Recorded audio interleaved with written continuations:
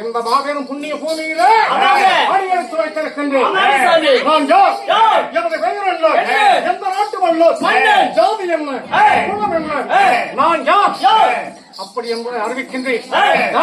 ஐயா, சொல்லக்கூடிய வார்த்தைக்கு தகுந்த பதில் பேசினால் நன்றாக இருப்பார். மகடத்துக்கு விகிடம் பேசினால் நான் பேச மாட்டேன். என் உடைவான் சிரம் பதம் பார்த்து விடும்.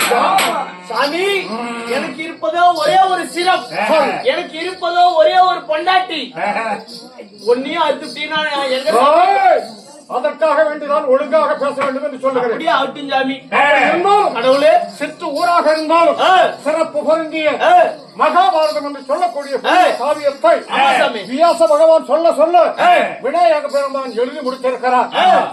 இந்த மகாபாரதம் நடந்து முடிந்ததற்கு பின்னால் ஆனால் ஐயா பரிசுத்து மன்னனுக்கு பின்னால் பாண்டவர்கள் அன்னவர்கள் எல்லாம் இறந்து முடிந்ததற்கு முன்னால்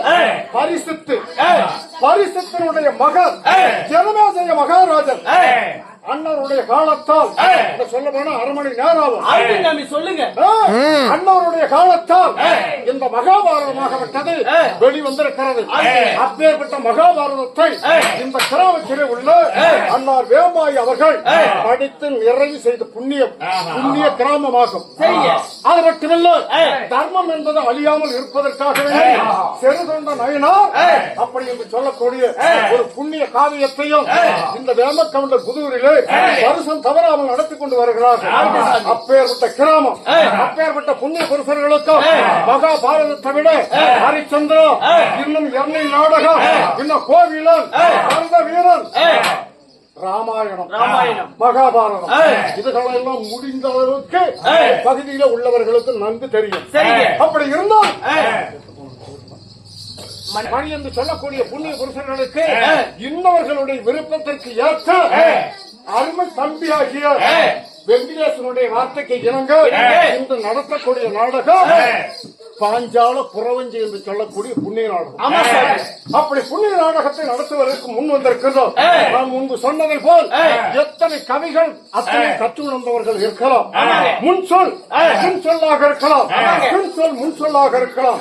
எப்பிழை இருப்பினும் எவ்வளவு சொந்தக்காரர்கள் நீங்க இருந்தாலும் இன்றைய இரவு எங்களுக்கு தாயும் தகப்பன், அண்ணன் தம்பி, மாமன் மைத்துனர் அத்தனை பேர்களும் நீங்களே.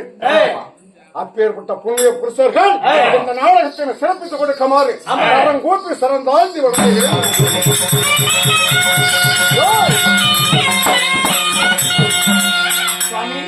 சபையில் வந்திருக்கின்றேன் யார் என்பதை அறிவிக்கின்றேன், நன்கு கவனிக்க வேண்டும்.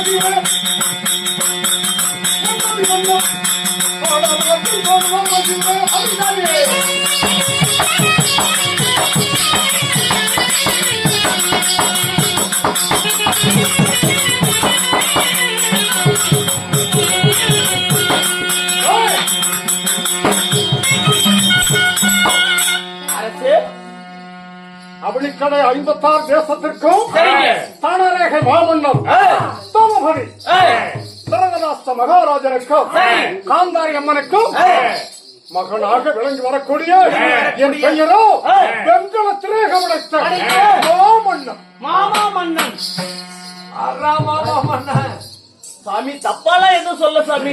மாமன்னன் என்றால் மன்னருக்கெல்லாம் மன்னன், மாமா மன்னன் என்றால் இந்த உலகத்துக்கெல்லாம் மன்னன். ஒன்னே முக்கா கண்ணா நாக்கு அறுத்து விடுவேன் சாமி. ஏதோ அரைக்குறையா வருது, அதையும் அறுத்துப்படாத சாமி. சாமி அப்படி துரியோதனாக இருந்தாலும் இந்த ராஜ ஒளிபீடத்திலே அடியெடுத்து வைத்தவுடனே அப்படி தெரியுமா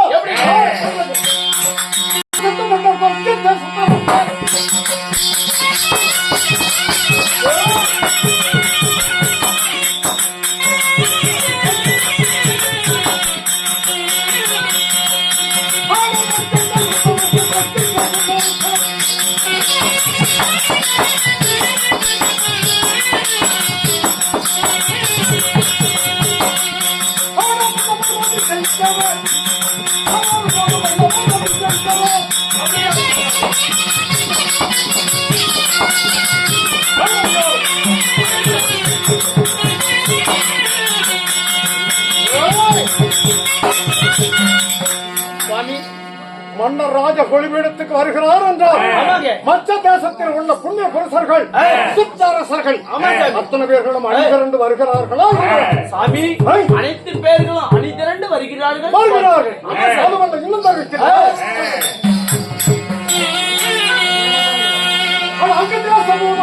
மகன் எல்லோரும்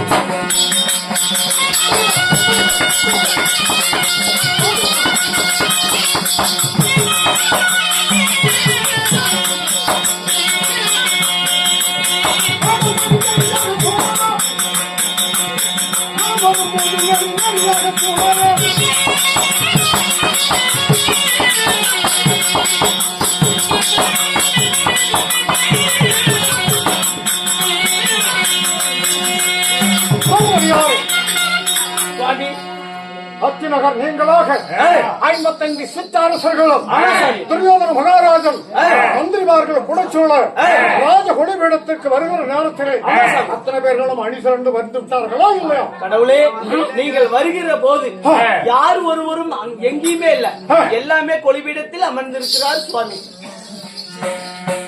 திறமையான வார்த்தைக்கு அருமையாக பதில் சொன்னாய். தப்பித்துக் கொள்வாய் என்று நினைக்கிறேன். ஆகட்டும் கடவுளே. அப்படி இருந்தாலும் நான் துரியோதனாக இருந்தாலும் என் உடன் பிறந்தவர்கள் எத்தனை பேர் சொல்லுங்க சாமி. அறிவிக்கிறேன் என்று கவனிக்க வேண்டும்.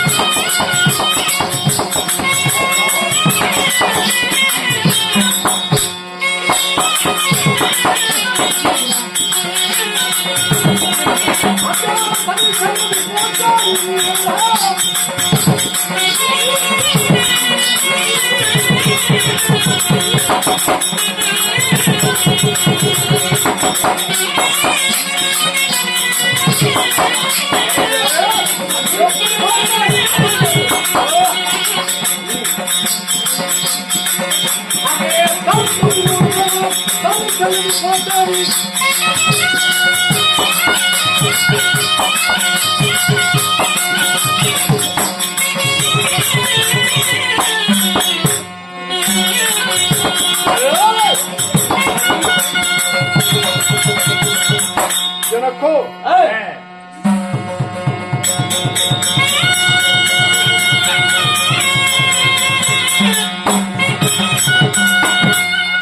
தம்பிமார்கள் 99 பேர்கள், 99 என்னோடு சேர்ந்த 100 பேர் ஆகும். சாக்கல போட்டு அடிக்க யாரும் சொன்னால் இல்ல சாமி, உங்களை சொல்ல உங்க ஆயால சொன்னேன். வேண்டாம். யா சாமி, யாரை ஒரு ஆடவரை ஒரு குறை சொன்னாலும் சொல்லலாம்.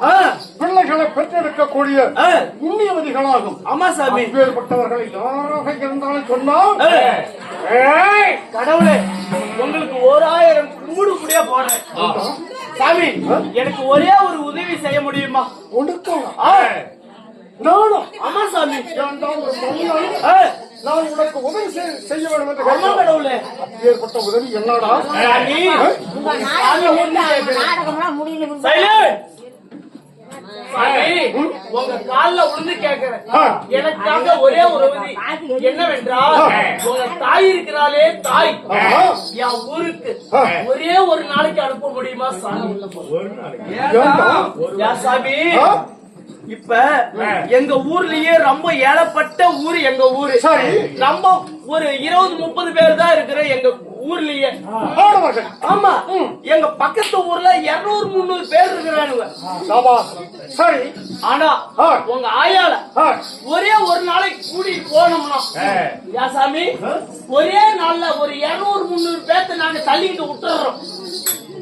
சேர்த்துக்கிட்டு விட்டோம்னா எங்க ஊரு பெரிய ஊர் ஆகி போயிடும். இதுக்கு மேல பக்கத்து ஊருக்கார எங்க கிட்ட சண்டைக்கு வர முடியுமா? அதற்காக ஒரு நாளைக்கு மட்டும் அங்க ஊருக்கு தாய்க்கு நாங்கள் 100 பேர் என்று சொல்லுகிறோம்.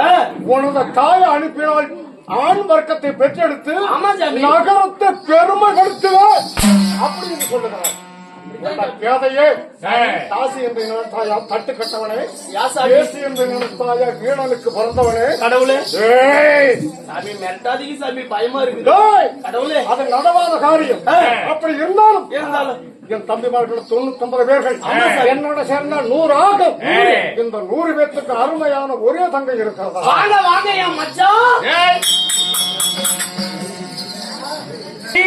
இன்னைக்கு நாளைக்கு இழுத்துக்கிட்டு கிடக்குறாங்க. என் வீட்டுல 2-3 கட்டைங்க, அவங்கள அப்படியே சாவல்னாலும் சரி அப்படியே ஏற்றி ஒரே ஏத்தி கொண்டு போட்டேனா யாசாமி உங்க 100 பேர் மச்சன மாதிரி 100 பேர் சேர்ந்து ஆளுக்கு ஒரு மூட்டை அரிசி எடுத்துட்டு வருவீங்க. பாக்கி அரிசி யாசாமி 100 மூட்டை அரிசியை எடுத்து போய் நான் வீட்டுல வச்சனா அதெல்லாம் புழு புழுத்து போயிடும். யாசாமி திம்மநாய்க்கு மட்டியிலேயே நம்மளுக்கு பெரிய அரிசி மண்டி. அது மட்டுமா சாமி 16வது நாள் காரியத்தன்னைக்கு 100 மச்சன மாறு ஒட்டுக்கா சேர்ந்து நீங்க சர்வசாதாரணமா இருக்கிற வசதிக்கு ஒவ்வொரு பவுனும் பண்ணலாம். 100 பேரு சேர்ந்து ஆளுக்கு ஒரு அரை கொடுத்தீங்கன்னா அரை பவுனு கொடுத்தீங்கன்னா கூடிய 100 பவுன் ஆச்சு. 50 பவுன் ஆச்சு. அந்த 50 பவுன் எடுத்துட்டு போய் பாலப்பாடியிலேயே நம்மளுக்கு தான் பெரிய நகை கடை யாசாமி. அதுக்கப்புறமேட்டு 100 பேரும் சேர்ந்து 100 ரவிக்க 100 பாவாடை 100 ஜாக்கெட் 100 சீலை 100 வேட்டி சீலை எல்லாம் எடுத்துட்டு வருவீங்க. இதெல்லாம் எடுத்துட்டு வந்தீங்கன்னா நம்ம மல்லிகை கடையிலேயே நம்மளுக்கு தான் பெரிய சுண்ணி கடை. துணிக்கடை. ஆமா சாமி. அப்பேற்பட்ட அதற்காக வேண்டி அதுக்காகத்தான் சாமி உங்களை கல்யாணம் பண்ணிக்கிட்டா போல வாழ்வேன். கடவுளை கணவன் மனைவிக்கு ஒரு நாளைக்கு இருவர்களுக்கு வாக்குவாதம் ஏற்படும். அப்படி என் தங்கையை உனக்கு கொடுத்து வாக்குவாதம் ஏற்பட்டு உன் மைத்துனை என்னை அடியடி என்று அடித்து விட்டார். அப்படி என்று எனதர்ம தங்கை என்னுடைய இதாசானத்துக்கு வந்தால் நாங்கள் 100 பேர் சேர்ந்து ஆளுக்கு ஒவ்வொரு குத்து குத்துனா தாங்குறியா சாமி? அதெல்லாம் முடியாது. அந்த அளவுக்கு என் உடம்புல தெம்பு இல்ல. நான் ஆனா ஓவரான கோவக்காரன். உன் தங்கச்சிய நாளைக்கு நீங்க சொன்னது போல எங்க 2 பேருக்கு ஒரு சின்ன தகரக்காரு வரும். தகரக்காரு வரும்போது நான் ஓங்கி இப்படி அடிக்க போவேன். அப்படி அடிக்கும் போதே கூடிய நீங்க 100 பேர் வந்து ஆளுக்கு ஒரு குத்து குத்துனீங்கன்னா என் உடம்பு தாங்காது சாமி. அப்ப வேண்டாம். அதற்காக வேண்டிதான் விரலுக்கேற்ற வீச்சம். ஆமா சார். போகட்டுங்க. என்னுடைய தாய் தந்தை பெயரை சொன்னேன். என் பிறப்பை சொன்னேன். நம்புவார்கள் இத்தனை பேர்கள் என்று சொன்னேன். 55 சித்தாரசர்களும் வந்து விட்டார்களா கேட்டேன். தக்க பதிவு விட்டார்கள்.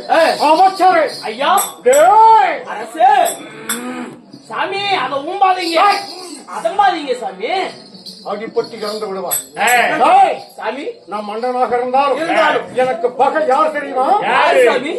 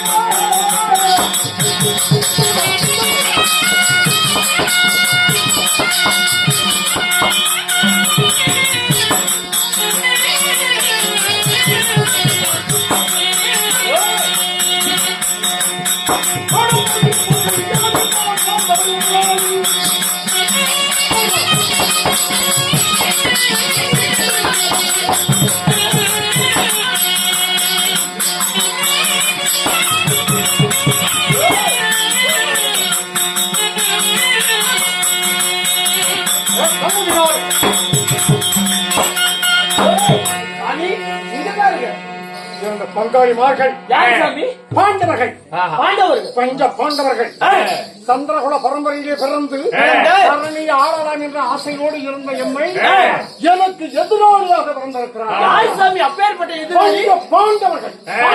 பாண்டவர்கள் 5 வயது வரையிலே அண்ணன் தம்பி 10 வயதானால் பங்காளி 15 ஆனால் பகையாளி 20 ஆனால் எதிராளி. பாண்டவர்களால் நான் அண்ணவர்களை கொள்ள வேண்டும் என்று எத்தனையோ சூதுகள் எல்லாம் செய்து அத்தனையும் தப்பி படைத்தார்கள். தானங்கட்ட பாண்டவர்கள் சாமி 10,000 சூது செஞ்சோம். ஞானம் கட்டவனுங்க சாவே இல்லையா சாமி? தன்ப பசங்க 2000 ஓல்டு பையன் இவெல்லாம் எப்பதான் சாவானோ பாண்டவர் சாமி. அப்படி சொல்லலாம். ஆமா சாமி. சாமி உங்களுக்கு எப்படி எதிரியோ அதே போல 2000 ஓலி பையன் எனக்கு ஒரு எதிரிக்கிறான் சாமி. அவனை மட்டும் நினைச்சுனா அடி வயிறு இன்னைக்கு பத்திக்கிட்டு எரியுது சாமி. சாமட்டேனா சாமானத்துல விட்ட